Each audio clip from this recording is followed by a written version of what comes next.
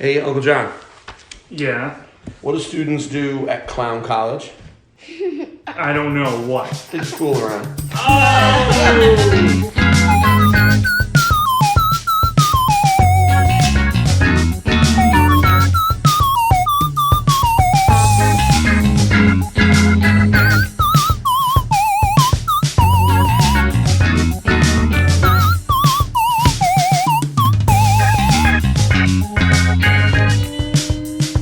Hello, everyone, and welcome to the Engaged Family Gaming Podcast. This is episode 203, and I'm your host, Stephen Dutzman. This week, I'm joined by Amanda Farrow, the Princess of Power, and we're here to talk about video games, but more appropriately, we're here to talk about two specific video games. Are we really going to talk about them, or are we just going to yell about them? Well, I mean, eventually we have to say something useful, or the download metrics will not be very good. We'll get a lot of people, we'll get to the yelling, and then they'll, stop. You know what I mean? I guess. And ideally... So we have to be useful? I mean, yes, we do, in fact, need to be useful. Fine. Yeah, that's all I'm saying. Okay, so... we're going to talk about Pokemon. Because I think, at least as far as kids go, and, family games, probably... It's got to be the biggest family-friendly release of the year. And 100%. It has proven to be so sales-wise, and we'll let the business lady talk about that later. So, yeah, it's been a crazy week. It came out last Friday, November 15th, and you have been playing the Pokemon Shield? Yes, that's the one I've been playing, because Galarian Ponyta. Who turns into Galarian Rapidash, and it's basically a unicorn. It's basically a unicorn, and that's what I need in my life.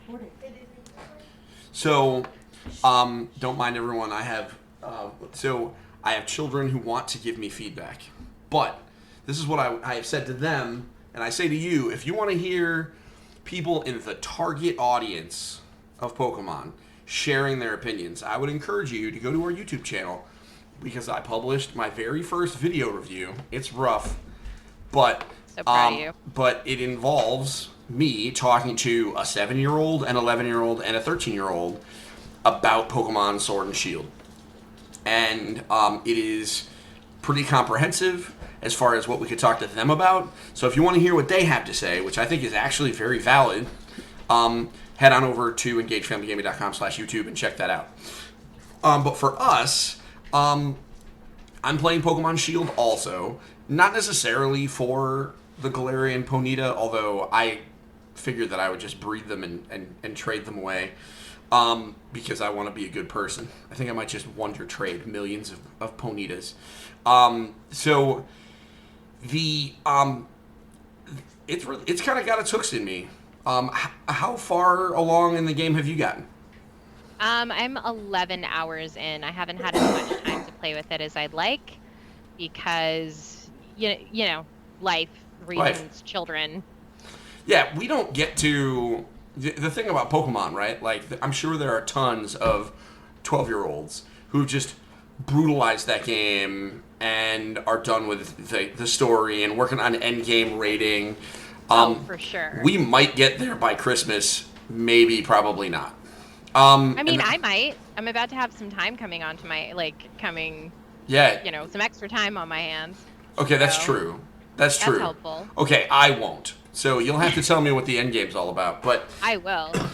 But easily the biggest release of the year. There were some grumblings though. It was there. So the long and short is, at E3 of this year, Pokemon Company did a really big unveiling of a lot of the details. Yeah. And one of the things they announced quietly, announce is probably not the right word, whispered out of the side of their mouth while showing off all these cool features, is that the National Pokedex, which has grown to almost 1,000, was going to be limited. Bonkers. And so, honey, are you okay? Sorry, I have a cold. Oh yeah, my wife is sick. Everyone say, get better, Jenna. Get better, Jenna. So the so they cut it down. They didn't say how far they were going to cut it down, but they just said that there were going to be certain Pokemon that were not going to make it through to Yep. this game. And that concerned some folks, including myself. I thought that was a weird choice because it's breaking with tradition, which at this point is over 2 decades old. And it's messing with competitive meta. Yep, and it does change competitive because, or at least when it was announced, it theoretically could change the meta because we didn't know who was coming and who wasn't. Yeah. In this case, now that we know who's in and who's not, it definitely played with the competitive scene a lot. Yeah. Very likely intentionally. With that said, to address that piece, I'm a Magic the Gathering player, so like the idea of rotations and bannings and stuff like I'm used to that. So Yeah. the idea of rotating the Pokemon through, I never knew that you could play as anything. I always assumed that there was like some kind of standard. So that's just me being ignorant. But so it concerned some folks, and it ended up snowballing, and a very vocal minority kind of took to the internet. So if you are a parent who happened to live on Twitter, you may have heard before this game came out, and by the way, if you're on Twitter, both Amanda and I apologize for it. We're not responsible for it, but we have empathy for you. It is, you may have heard some negativity, some folks saying that the game was going to be ugly or too short or not good, etc. And the reality is, Amanda and I are here to happily proclaim that the vast majority of the things that those people were saying are untrue. It's true there are not the full national Pokedex in there. That is in fact correct. That is absolutely true. But there's still more than, your average 10-year-old would be able to name from memory. So you're good. Also that I would be able to name from Yeah. memory, and I've been playing Pokemon games for a really long time. Yeah. So there's a lot. I think that the actual, when you fill it up, there are 400 in the game. Yeah. And that's not including some stuff that I'm sure they're going to add stuff in for events because they always do that. Of course. 400 is a pretty large number. So if you heard those things and were like, oh, well, maybe I shouldn't get this Pokemon game because maybe my kid wouldn't like it. I think, Amanda, tell me if you disagree with me. I think that if your child is a Pokemon fan, they're good. Yeah, because they'll play whatever Pokemon you put in front of them. Because a Pokemon game is a Pokemon game is a Pokemon game. Yeah. And this is a good Pokemon game. It's a pretty It's Pokemon different. game. It's very different, but the core mechanics are similar enough. Yeah. And it's actually the kind of Pokemon game that more than a small fraction of the population would be able to finish. Mm-hmm. It's digestible. Yep. It's a little shorter. Yeah, it is. And they made some other, great decisions that make it shorter or more. I think you're able to take it at your own pace a little bit better. The best example of that is in previous games, and if you've never played a Pokemon game, number one, I think you should try one. Maybe even try this one. But you used to see patches of grass, and patches of grass is where the Pokemon live. If you want to catch a Pokemon, you would have to go through these patches of grass. But they were random encounters, so you never really knew when you were going to be fighting a Pokemon. Which meant, inevitably, there were going to be times where you were going to fight a Pokemon that you did not want to fight, because maybe you just wanted to move through. Now, the Pokemon are walking around in the overworld. And I think that's probably the most significant change for me. And it's kind of carried over from Pokemon Let's Go Pikachu and Pokemon Let's Go Eevee. But you can avoid them if you want. Or if it's a Pokemon that you've already caught a billion times, maybe you just, don't fight them. Unless you're trying to grind. Which is fine, but you don't necessarily even have to do that as much. Because you get lots of experience. And your Pokemon share experience, which is something that wasn't done by default in previous games. They just really made it so that casual fans can have an easier time.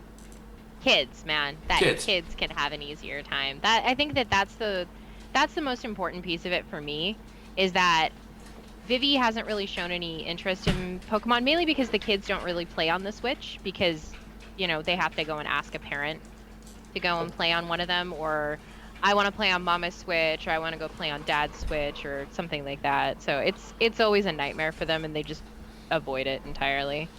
So, but when we eventually give them their own Switches, and we eventually hand this over to Gabe and Viv, so my two littles,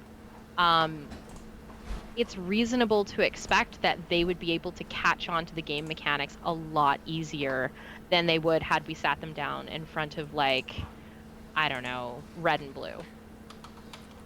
Yeah, absolutely. I mean, Megan we ended up having to get started on our podcast late today because Megan was in the middle of a gym battle. Maggie had stuff to do. She had things to do. She had work to accomplish. She's 2 gyms in, and she's been doing Dynamax raid battles. So proud of her. Now she's getting a little help from her older brothers. But I think realistically, and I think this is the important piece, the problems that she is having are not Pokemon problems. They are RPG problems. Like, yeah. Everyone's first role-playing game, you learn that sometimes you bump up against an enemy because you ran through the challenges too fast and you have to go back and level up a little bit. That's just normal. You have to heal your guys before you go fight the boss. Like, those are like things that you just learn. That's normal stuff. That are core role-playing stuff, and that is what her older brothers are helping her with because they have played, you know, Evan, our oldest, has played a dozen role-playing games or more, right? Yeah.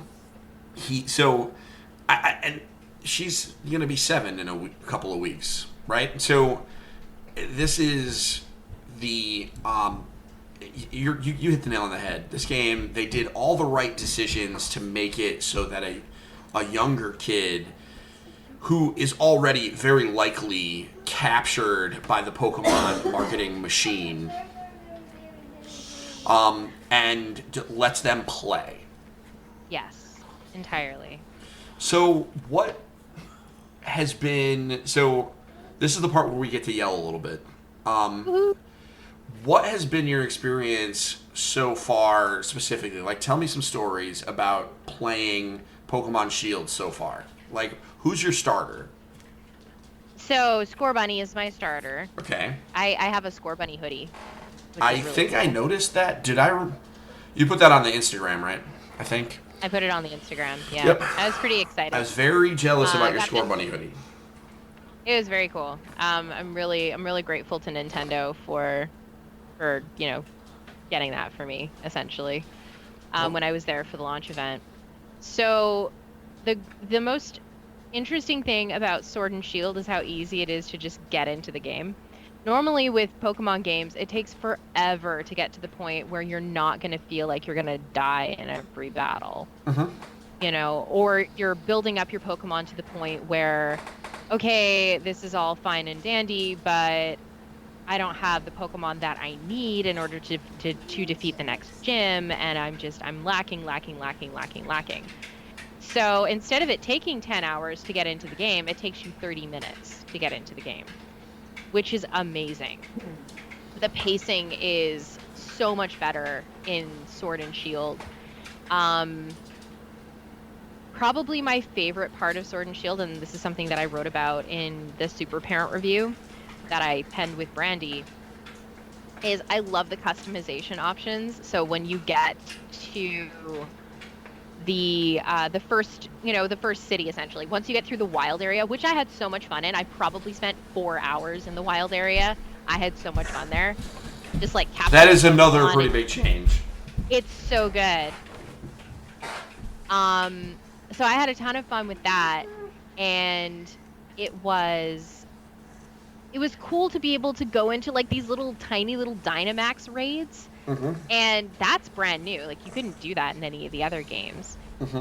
All you could, like, in the other games, it was just very much so a single player experience, but it doesn't have to be a single player experience anymore, which is super, super neat. It does kind of bog down your system, though, if you end up connecting to the internet and you got a bunch of players like kind of glomming onto your game, your instance. Yeah. But they've added so many cool quality of life things. Like, what this reminds me of is when they made Monster Hunter accessible. So Monster Hunter, before it was Monster Hunter World, was terrifying. I did not want to play those games. They were just bonkers, and they were so unforgiving. But as soon as they introduced a lot of the quality of life stuff from Monster Hunter World, I felt so much better about jumping into the game, and I felt good about passing that game on to, like, my dad, onto my brother, and they're both great gamers, but we just never played Monster Hunter before because it was too intimidating. That's what this iteration of Pokemon feels like to me. It feels like they were really paying attention to making this a game for more than just the hardcore players. They were paying attention to making this a combination of Pokemon Let's Go, Pokemon Go, and a traditional Pokemon RPG. So Yeah, I agree with everything you said. The wild area, so for folks that aren't familiar I love with wild it, area. so the way the wild area works is, I guess best way to start is to start with what it isn't. Historically, Pokemon games were just divided up into routes. There were X number of routes, and they connected the different nodes and, different towns or settlements or labs or whatever. You would go from place to place, and it would be Route 1, Route 2, Route 3, etc. Which was a great way to organize the game, so you know, you can catch this Pokemon on Route 4 or whatever. What they have done now is they created these wide open, I hesitate to call them like open world areas because they're not really, but they're just these bigger areas that are a bit more freeform. They have different geography in them. They have dynamic weather in them that actually changes by the day. It does. And there are different Pokemon, and not only are there different ones, but there are also powerful ones that you actually can't capture right away. The first time you go through it, you're going to see Pokemon that are way bigger than you have any right to see, and they'll mess you up. They will. And you can't catch them. But if you do happen to defeat them, big time EXP rewards. It's hard. I thought that was. I didn't spend that much time in the wild. I know you said you spent several hours. Like 4 hours. I didn't spend that much time, but really only because I kind of wanted to progress a little bit more. But I think I sat there the first time I walked into it. I did explore it a bit because I was trying to see what kind of Pokemon I could find, because the Pokemon supply kind of changes, right? It does. And so I wanted to see what I could find. And at one point I changed areas, and I ran into the weather just changed from like hailing to sun, and then it changed, and I happened to be on my bike, so I just jetted through another area, and then it was raining, and my wife was like, "What is this? Like, what's with the weather?" And I'm like, "Listen, it's dynamic, it's crazy." But the Pokemon that I saw, I mean, I even saw some Pokemon that I recognized, which was kind of exciting. It was great. And and then you see these red, like, I thought they were flowers in the marketing material. So but they're like these crystals kind of sticking out of the ground, and you go up, and some of them will have this red laser beam shooting up into the sky, and if you talk to them, that is a Dynamax fight, which basically means you're going to team up with 3 other people to fight a giant form of a Pokemon, and it's challenging. I mean, in the beginning, not so much, but some of the fights, especially if you don't choose correct typing to go against them and aren't like really thinking about your strategy, they will absolutely destroy you. They will, absolutely. Maggie, what are you saying? If there's a purple laser beam shooting on the side, there's a chance it could be a shiny. What? It could be a shiny if there's a laser beam shooting from the sky? If It's it's true. purple, could be. Oh yeah? Yeah. Well, thank you. I didn't know that. She's just a regular Pokemaster. And we've had this game for a week. She's amazing. She is. She knows what she's doing. So. I found a shiny Caterpie. You found a what? A shiny Caterpie. You found a shiny Caterpie? And I Shiny found it. Caterpie. Wow. Cool. All right, That's amazing. Go take a seat, Maggie. She's very excited to tell us about I'm her so into it. Dynamax. Today was her first Dynamax raid battles, where she brought her Grookey, who she named Cutie, into, and he's thwacky now, so he's evolved, into. I love him. Into the raid battles and just started wrecking things and catching. What's also interesting about those raid battles is they're random Pokemon. So you find some weird stuff, and you can catch it, which really means as you progress through the game, and I suspect this is already the case with all four of us who've been playing through Shield. We're all, as we get to the same point in the game, our teams are completely different. Which, whereas in older Pokemon games, at least in the beginning of the game, everybody's teams are kind of the same based on what Pokemon are on the various routes, right? Like, if there's only one fire type that's available on routes 1 through 5, and you need a fire type, everyone's going to use that one fire type. Whereas here, unless it's the starter. Here, it's completely different, depending on what random stuff you catch in the raid battles, or, dumb luck. I'm the only one, I think, out of my family that has that weird ice cream cone one.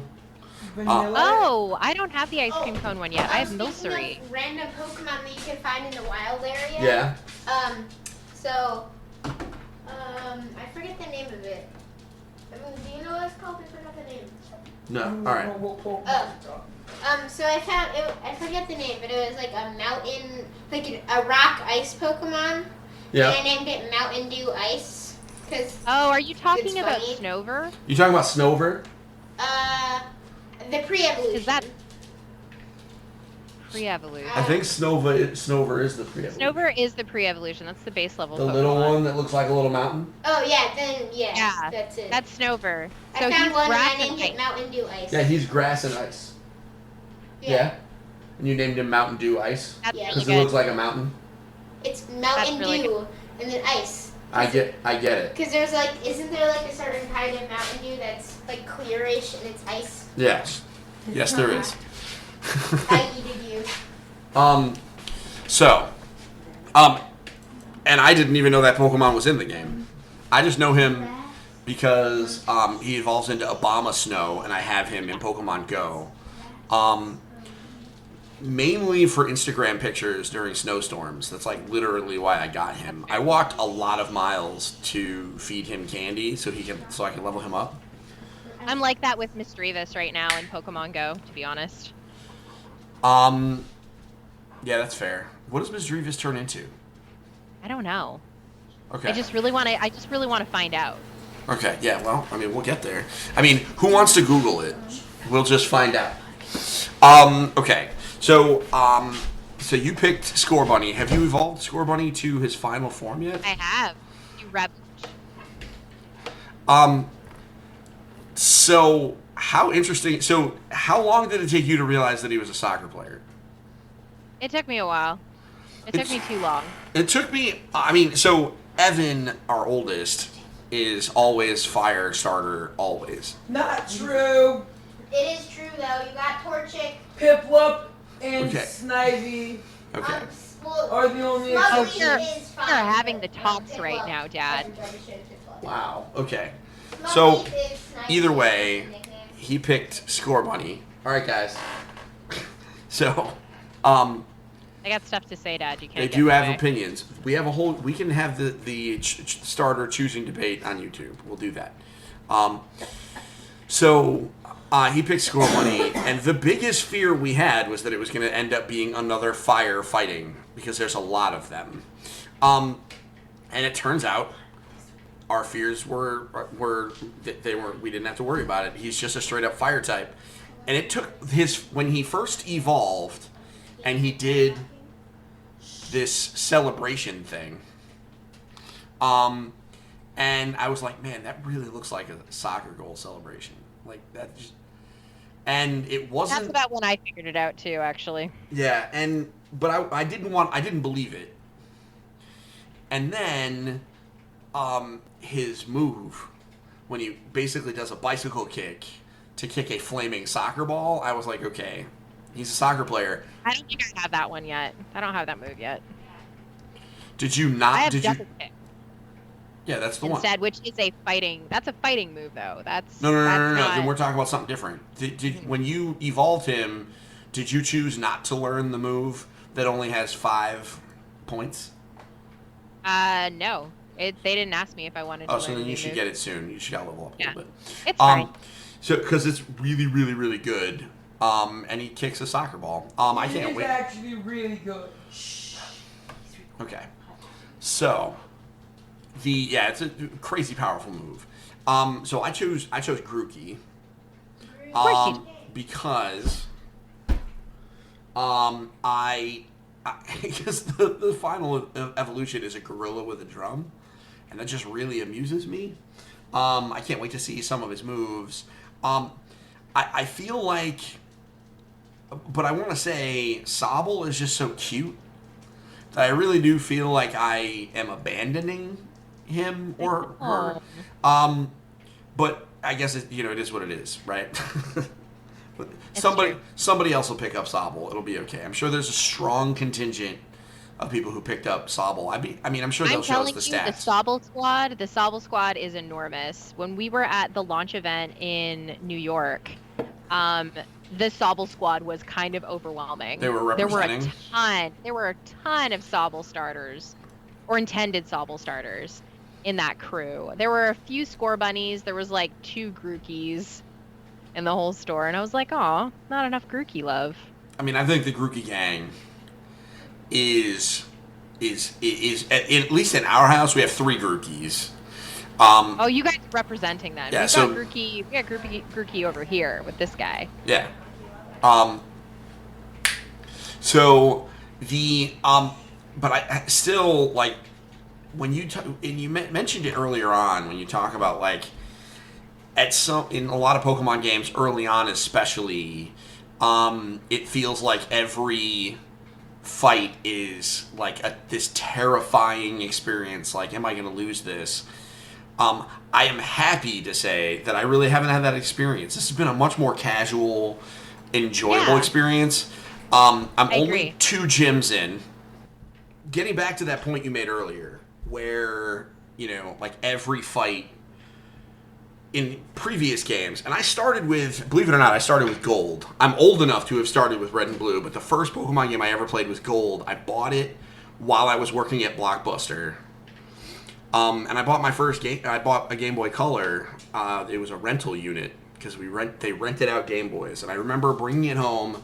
I was like a 19-year-old kid playing Pokemon Gold on this Game Boy Color after I got out of work at 1 in the morning. That's and right. I would play Pokemon with my friend until, he would play some text-based role-playing game on the computer, and I would play Pokemon until the sun came up, and then he would go home. And then I would crash, and we did that for like months. Extremely legit though. It was a fun time. In the beginning, like I know that I just restarted a bunch of times because I just felt like I was stuck. Because just those fights were always edge of your seat, nail biting hard. I'm willing to bet some of that was because I was bad. Because hashtag Steve is bad at games, but. And I didn't just like get bad. I've always been bad at games, but it's definitely easier now. I know part of it is I know more about role-playing games. I know more about Pokemon, but the games are definitely a little bit easier. And I know there's a contingent of fans that are like OMG freaking out about how the games have continually gotten easier. Sorry guys, so Pokemon's for kids. So the game is gonna get easier and gonna be more accessible. I think Casey DeFreitas, who wrote the review for IGN, actually gave some really good advice, which was if you are concerned that the game is too easy, do what everyone has done since the beginning of time when Pokemon games were too easy, and that is just make up your own rules. That's what Nuzlocks are for. That's like what the Nuzlocke thing came from. And for those that don't know, Nuzlocking is like a very specific set of rules. Like you can only catch 1 Pokemon per route, and if it gets knocked out, you have to release it. And which is, that means that you theoretically get a game over in a Pokemon game. Which the game itself doesn't support that, but just like board games, at the end of the day, you do what you want with your stuff. Exactly. And that has been very freeing for me because I was always super panicked about min-maxing my team and like trying to like do this super hardcore stuff, which I'm just not prepared to do because I don't know what types are strong against what. I know there's a chart online. That's why that's why I keep a chart on my phone because I need refreshers every once in a while. Not with everything. I know the basics, but I get messed up with things like the heck do I need to defeat Fairy? I don't even know. Good What for do you need fairy. to what do you need to defeat a fairy type Pokemon? I can tell you. I can tell you right now. So to My- defeat a fairy type, you need fighting. Oh, hold on. It is weak against poison, steel, and fire. Steel makes sense. Yeah, Steel it makes does. sense. That one does make sense. Makes Steel a ton of actually sense. makes Poison sense. also makes sense. Fire, I don't really understand. I mean, but they just had to going pick with it. something. They're just like, eh. I worry mean, about it. so what's crazy about this, and this is, kind of the way Pokemon is constructed, so everybody makes the joke, rock, paper, scissors, lizard, Spock is like this crazy, obtuse, like weird thing. Pokemon is like that times 14. Because there's... it doesn't use the traditional triangle that you Yeah. normally see in a lot of Japanese RPGs, because in a number of Japanese RPGs, including Monster Hunter and like my little dudes down here, like Monster Hunter Stories, which you can actually play on iOS now. I didn't know that until fairly recently, and I 100% bought the crap out of it. It uses that triangle type, and so does Fire Emblem. Yep. Right? So, I mean, these are things that have existed in Japanese RPGs for years, decades at this point. But then Pokemon takes that triangle and makes it like in 7 dimensions. Yeah. Because you don't just have 3 types. I mean, we've just talked about at least a dozen just in the course of our conversation. But there are even more than that. And a ton more. And then the fact that there can be 2, because there are plenty of Pokemon that are 2 types. That are dual types, yeah. Which absolutely. is, that is and that obviously plays into things. It is incredibly complicated. And having those resources is useful. I should probably save it and just make it the background on my phone. It'll probably make my life easier. But I've been just cheating and asking my sons, like, hey guys, I gotta fight. I can't do that. I have to be the Pokemon authority. Yeah, I get it. Well, then I'll just call you. Like, Yeah, it's fine. You just text me. Help me. I'm so lost. But fortunately, if the boys are behind me, sometimes they like to make fun of me and they'll troll me and be like, oh, just put this thing in. I'm like, there's no way. Because the good news is, most of the time, there is some semblance of logic once you think about it. Like, fire is strong against grass-type Pokemon. Yeah, that makes good sense. Like, once you think about it, it makes sense. Water is super effective against fire, etc. Right? Most of them make a decent amount of sense when you like just kind of try and at least pretend like you understand the logic. You just got to remember it, or have somebody there to reinforce it. And one of the things that I really like about this game is once you have fought a Pokemon, it will actually tell you what moves are super effective or not effective against it. And true. that is super great for me, because I don't want to ask my kids more than once. So, and I'll fight a monster, a Pokemon a second time, and I'll be like, oh, this is what Pokemon I need to use against it. That's great. And it kind of helps fill some of that in. And also, it helps kids who just don't have the experience, energy, or just kind of bandwidth to absorb and remember this crazy, complicated web. It's true. So it's worth mentioning for those parents that might be concerned. I am working on a parent's guide to Pokemon that will be published soon, and it will include links to this image, to this particular, because there's a bunch of them, the type chart, and also a bit of an explainer on how to read it. So that way, if your kid gets stuck, you can look it up and tell them what to do. It's like a key to the universe. It's like the Rosetta Stone of Pokemon. Which is awesome. Which is great. So, the word on the street is that the main story for this game, from beginning to end, is somewhere in the neighborhood of like 25 hours. Okay, I could see that if you don't mess around as much as I've been messing around. I think it sounds like that's how long it would take if you don't like the Wildlands. I really like. So it feels like the Wildlands are a whole thing. Yeah, it's its own weird phenomenon, right? Like the wildlands, you go camping in the wildlands, you can hang out there for quite some time. There are like vendors scattered throughout so that you can buy stuff for camping. You can cook. And you can cook out there. It's great. And the really neat thing is because you have all of these different Dynamax raids to partake in. I mean, you could stay there for ages and ages and ages and be pretty happy there. In addition to, you can come back and you can deal with some of those higher level Pokemon that are just roaming around the roads. Yeah. And they're too tough for you to take on at the beginning of the game when you first get there. But if you level your Pokemon up to a point where they can handle it, it's pretty cool. Yeah, absolutely. It's interesting that they kind of leave those challenges in there for later on. Yeah. I'm looking forward. And it's very un-Pokemon because every time that I think about when I finish a Pokemon game, it's like I don't have a whole lot of reason to go back, but the Wildlands would be enough reason for me to go back. Like, even now, if I wanted to, and I just finished the first gym. I haven't finished the second one yet. Like, I'm just kind of moseying. I'm taking my time because I'm enjoying myself. Yeah, absolutely. I mean, that's what's great about these. These are games that you don't have to rush. You really don't.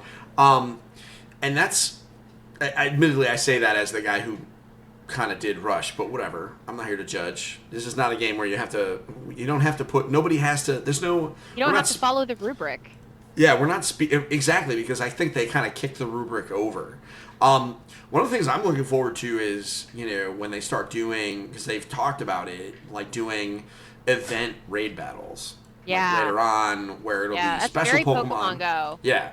Very looking forward to seeing what that's like. I need to find a Chansey. Because I want to be a raid healer. Because I think that is. I feel like that's very up your alley. Right? Isn't that my wheelhouse? That is 100% your wheelhouse. Also, Pocket Priest. Yeah, exactly. Why would exactly? Also, Chanseys are big and round, like me, so it'd be perfect. It's big round healers. It's just perfect. Wow. So to some nuts and bolts stuff, though. Let's talk about how to choose between these two. So you and I made the choice because we want you wanted the exclusive Pokemon, the Galarian Ponyta. Long and short, the biggest differences between these two games are there is a list of about 10 Pokemon, or maybe a little bit more than that are exclusive to one game or the other. You can look that up. They also have different legendaries. Oh, you're looking it up right now. Oh, I have it. It's a note on my phone. Oh, you have it as a note on your phone? I have it as a note on my phone. Like, there are a lot of great sword exclusives. Like, you can get Gothita and Gothorita. They're adorable. Those are adorable Pokemon. I think they're fairy type. Mm-hmm. And you can get Surfetched and Farfetch'd. That was so great. Surfetch'd is the one that I was like, that almost pulled me all the way to Sword. I know, me too. Because it did for me too. Surfetch'd is awesome. So for those that don't know, Farfetch'd is a Pokemon that's basically a duck that walks around with a leak. And he's been around since the very beginning. He's a Gen 1 Pokemon. And he was kind of always some kind of random. But now he has, for the first time ever, he can evolve. And he evolves into Surfetch'd, where he is a knight. And his leak turns into a lance. Yeah, it's so cool. It's pretty cool. Like, He's got a pretty intense, like, some pretty intense glares. He does. It's very like Luigi in Mario Kart 8. Yes. You know? Oh, yeah. He definitely has the Surfetch'd death stare. Yeah, he's got that kind of face. So, yeah, there's a lot of really cool Sword-exclusive Pokemon like that. And then Shield, I mean, yes, for me, the Galarian Ponyta and the Galarian Rapidash, were two reasons why I was really into it. But there's also Tyranitar and Ludicolo. And what was the other one I was looking at? The Galarian Corsola is also in Sword or in Shield. So I mean, there's a lot of cool divisions. So if you have sword and shield, you can trade them back and forth, and it's great and it's fun. But I mean, we wrote about this on Super Parent, right? And on Super Parent, we have this that we did this for Pokemon Let's Go as well. Is like, what are the differences between Let's Go Pikachu and Let's Go Eevee? What are the differences between Sword and Shield? The differences between them is some of the gyms are different. And some of the leaders are different in each game, which is cool. That's a narrative reason to switch between them. But there's these exclusive Pokemon and everything like that. So it really does depend on the kind of experience that you want to have. Yeah. One versus the other. If you can only afford the one, but if you want, you can get double pack. You can get the double pack. I think the double pack's like 119 or something like that for both games. Yeah. I mean, it's we were in for 2 copies no matter what. So for us, it's just a matter of time. We have 4. Yeah, well, because you got a lot. You got a lot of folks. Yeah, we are a germ factories in this house, just in time for Thanksgiving. So I mean, what are you gonna do? At least we don't have to go to work for a few days. So yeah, you know what that's like. So Thank you. You get a little bit of time off. You did there. I see what you did there. You get a little. Well, I mean, your Thanksgiving was a month ago. It's true. My Thanksgiving was a month ago. So you get like a second one. You're like it's cool. They get a second one too, though. Yeah, I mean, my American family gets number 2. So it's like bonus Thanksgivings. Yeah. So the the switching gyms thing was super. Like when they announced that was a big deal because that has never happened before. Nope. So at the end of the day, you know, the difference at the end, it's not like they're completely different games. They're just different shaped experiences. It is to make it a little bit more worthwhile to get 2. I mean, that's one of the reasons why 6 million copies of the game have been sold, or at least were sold within the first handful of days. I'm sure more than that have sold since then. This game is going to be a monster, and that's because there are plenty of people that bought 2, because that's just the way you do it with Pokemon. So and obviously they have different legendaries, and you don't need to really look too far because they're right on the cover of the game. So if you want to know which one you want, there's one that's a wolf with a sword in his mouth, and there's one with a shield built into his chest. I think that's a little odd, but hey, whatever. I'm not here to judge. You could probably kick my butt. So the another question that I've gotten about Pokemon Sword and Shield is about Switch Online. Because a lot of parents haven't bought Switch Online yet, and they're questioning whether or not it's time to get Switch Online, like whether or not it's worth it to turn on the features for Pokemon. And I say yes. I mean, I think Switch Online is an incredible value anyway, just for the fact that it opens up all those, all the classic NES and SNES games. But if that wasn't enough for you, I think it's kind of important for Pokemon, right? What do you think? Yeah, I think so too. The core Pokemon, like the biggest piece of Pokemon is trading. I think. Agreed. And you can't trade. You can trade locally without Switch Online. So like if your kid goes to a friend's house, they can trade Pokemon locally. Or if you have 2 Switches in your house, you can trade locally. But without Switch Online, you can't do like the surprise trading. You can't connect with friends over the internet and trade with them. And I'll be honest, the surprise trading is probably my favorite part of the game. That's fair. As soon as it was available to me, I just immediately started chaining surprise trades, because that's always interesting to me to find people from different countries, and all of a sudden you'll get like Pokemon back that are in all Japanese characters, and you're like, hey, I know where you're from. And so I think if you haven't bought Switch Online yet, it's $20 a year.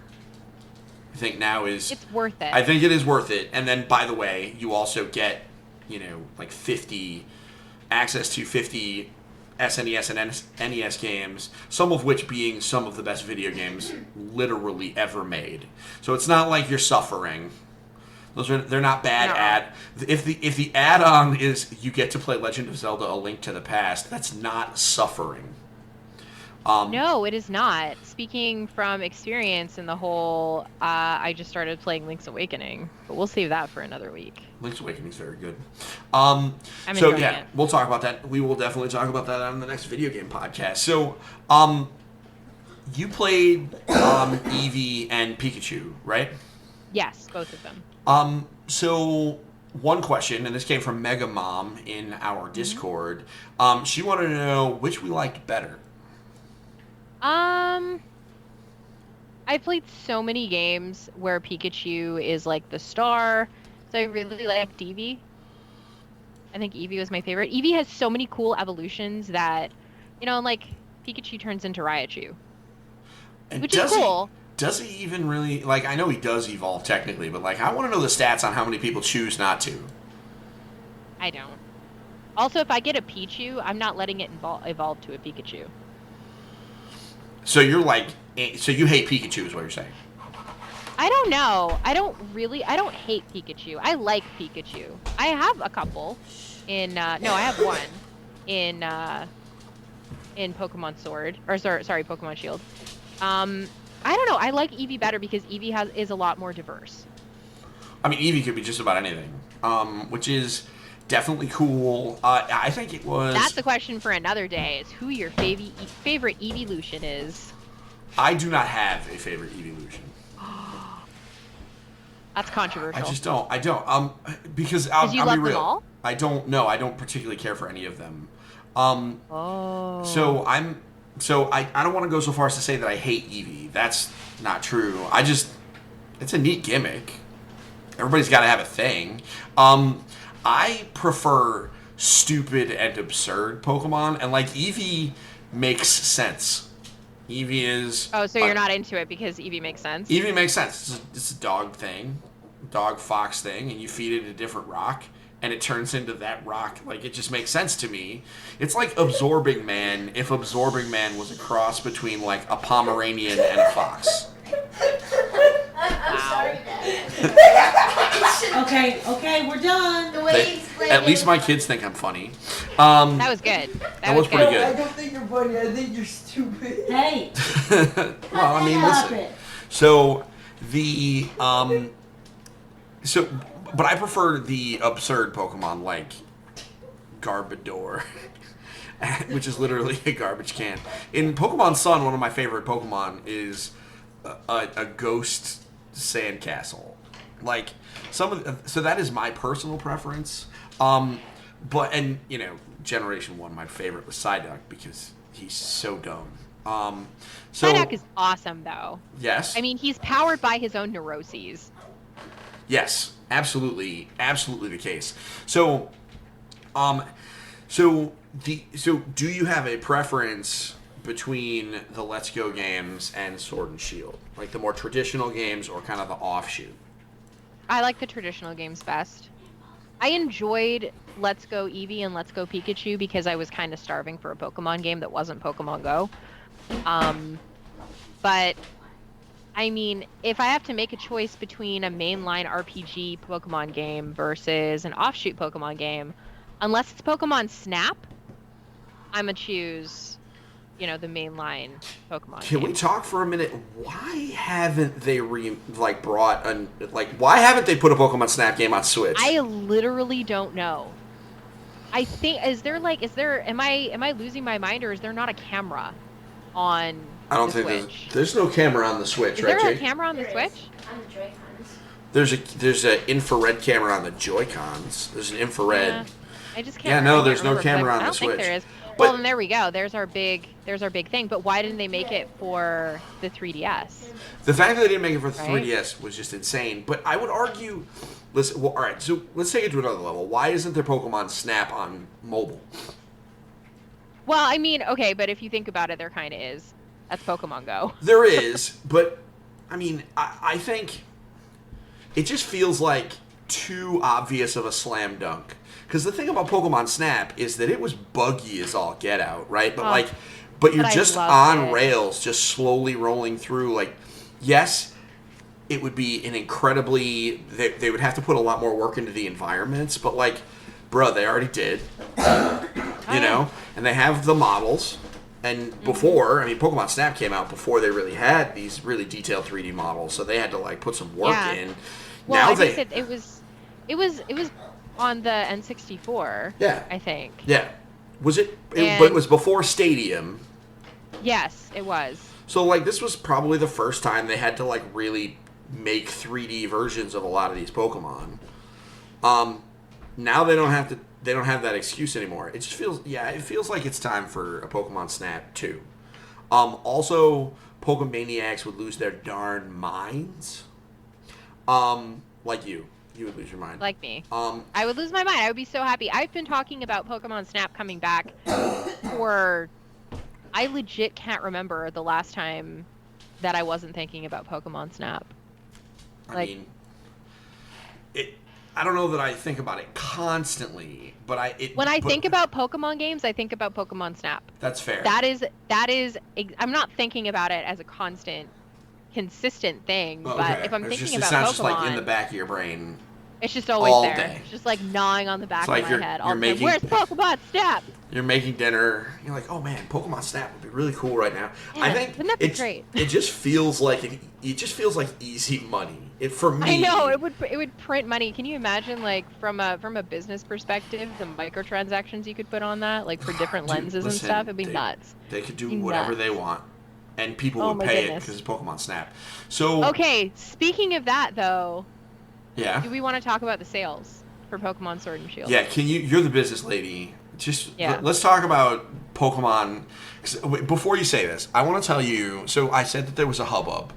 There was some hullabaloo. And we talked about this on the EFG show, which, by the way, premiered on Facebook last Thursday. Me and Congrats. our community manager, Jeff Walker, we talked about this. There was a guy in a Facebook group that I am in, and occasionally when the Pokemon topic came up, I waded in to the battle. Very rarely, only when I was salty about something else and I just wanted to get into a good old-fashioned argument on the internet. And a guy in earnest told me that Pokemon was going to fail like Fallout 76 did. Now, that tweet did not age well. Because you're the business lady. Tell us, did Pokemon Sword and Shield sell a little bit? Oh yeah, it sold a whole lot. Sold a whole lot in its first. I think it was it first couple of weeks. Let me pull up the article just to be I sure. think it was like 3 days it sold. It might have been days. Let me see. Yeah, here it is. Okay, no, it was the first week. Okay. So over the court, let's take a look at what Pokemon has been in terms of its overall lifetime sales. So the franchise currently, as of what was this? It was about a week. It was 5 days ago. As of 5 days ago, the franchise now sits at 240 million units of Pokemon games sold over the course of its lifetime. And I think half of them are in our houses. Yeah, probably. That's what it feels like. That's what it feels like. Yeah, I've got at least 1 million. Yeah. At least. Okay, so this is officially from Nintendo, so this isn't from like a third-party analyst site. The what this ended up doing is the sales for Pokemon Sword and Pokemon Shield make them the fastest selling Switch games to date.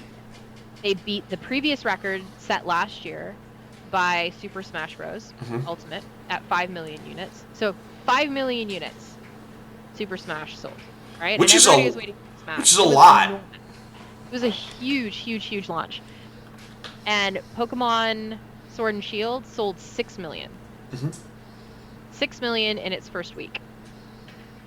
And that means that it outsold Pokemon Let's Go Pikachu and Let's Go Eevee by more than half. Yeah. So in the United States, Sword and Shield went on to sell 2 million units in its first 2 days. So 1 million units per day in the United States. Yep. And Japan Japan also announced that the game had sold 2 million in Japan within its first week, and the rest of it will just be, that's globally, right? So another 2 million globally. Just to talk about what it means in Japan to sell 2 million of something. Like Japan's like the size of New England. And there are a ton of people there. Like, don't get me wrong. There are so many people in Japan. Yeah, but still, for them to sell 2 million of anything, like it's amazing. So, admittedly, Japan's population is 126 million people. So many people there. However, 2 million in a handful of days is insane. It's completely bonkers. So, if we look at this coupled with the sales of the Switch this year, and the Switch sales are now sitting at 15 million units sold in the United States as of last month. We are now about to hit the holiday season, which is where, in just a couple of days, it's Black Friday in the United States. And in Canada, actually, now that I think of it, because Canadian stores are now embracing the whole Black Friday thing that America kind of pulled together. Sorry, guys. Yeah, no, it's fine. We still have Boxing Day. You guys don't have Boxing Day, so you're missing out. I'm telling you, man, going shopping day after Christmas is awesome. I do that too. Oh, by the way, true, to correct I don't get Boxing Day sales. That's true. To correct myself, Japan is, according to, if this map is to be believed, Japan is roughly the size of the Eastern Seaboard. My bad. Japan is big.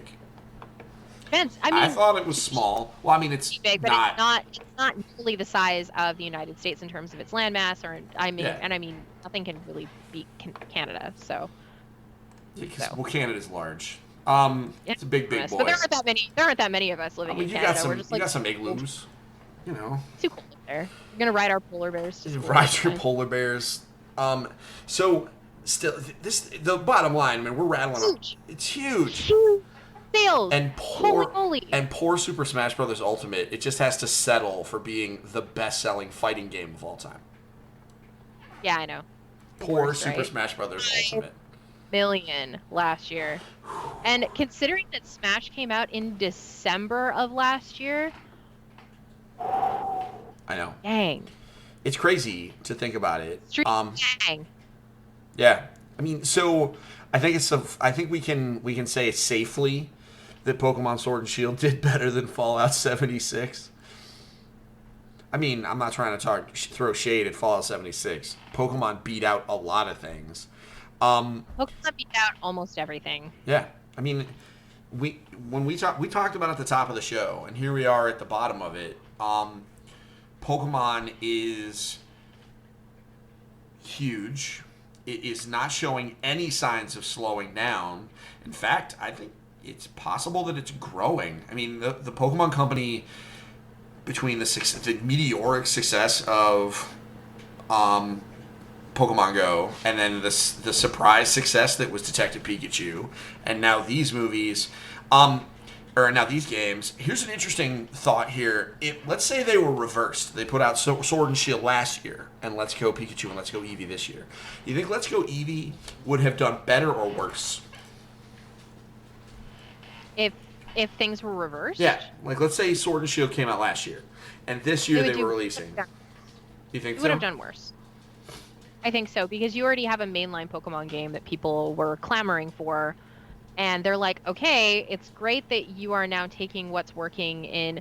See, that's the thing, right? If we look at the way that they rolled out the launch for Pokemon Let's Go Pikachu and Let's Go Eevee, these were new mechanics. Mm-hmm. They were new mechanics. We hadn't seen the whole, throwing the Pokeball thing before with an actual controller. We hadn't seen a lot of the Pokemon wandering around anywhere other than in the grass where we couldn't see them, and it was always randomized based on that particular route. So, a lot of what they did in Pokemon Let's Go, they brought over to Pokemon Sword and Shield. So I don't think that it would have been a successful launch if they did it the other way around. regardless. Like, I mean, the marketing push around Let's Go Pikachu and Let's Go Eevee was great. Like, I loved those commercials. They were so much fun. But they didn't need that for Sword and Shield, because it was like, okay, this is a mainline RPG for Pokemon, great, I'm in. Versus Let's Go Pikachu and Let's Go Eevee, it's like, okay, well, what's the shtick here? What's the hook? You know? I agree. That's it. I was just curious to hear what you thought. I actually agree with you on it. I think. Yeah, it's. I think there were a lot of people that bought it because they were hungry, and they wouldn't necessarily have been hungry. Maybe not everybody. Like, we probably would have ended up getting them. But we have a younger crowd. But like adults who bought, anecdotally, I know at least a few who bought it just because they wanted a Pokemon game, even though it was a quote unquote kiddie one. So, Amanda, this has been our Pokemon extravaganza. We've been looking forward to this. I've been so excited about this episode for like a week. At least. And probably more, because you knew we were going to talk about it when they announced it. So, everybody, this has been episode 203 of the Engaged Family Gaming Podcast. Amanda and I thank you so much for joining us on this wild ride once a week. We're getting into the holidays, so one thing I do want to say on a quick programming note, it is possible that between now and the end of the year, we may miss episodes somewhat randomly because we have holidays and we have all sorts of stuff going on, so please be patient with us. We are, and I'll say this kind of as we go, we do shut down for the last 2 weeks of December no matter what. That's all EFG operations stop for the last 2 weeks of the year so that we can rest, recoup, and think about what we're looking forward to in the coming year. So that's just a brief programming note, but don't worry, there's still a little bit of time. Next week, we're going to talk about board games. Specifically, a whole bunch of collectible card game stuff happened. You've been exploring the Transformers card game. I have been. Magic the Gathering has a new format, and they've banned, I think, like 6 cards in the last month. It's crazy. You are gonna have to tell me that. It's all crazy. It's been an adventure. And so we will talk all about that stuff next week during our board game episode. In the meantime, thank you for listening. If you would be so kind, grab a link to this episode. You can go to engagefamilygaming.com/podcast and just copy it and share it with someone that you know that you think would love to listen to me and Amanda talk about some of the cool stuff that we experience with our family games. So, Amanda, thank you. Thank you. And everybody, we will see you next week. And until then, don't forget to get your family game on. We'll see you soon. Bye. Bye.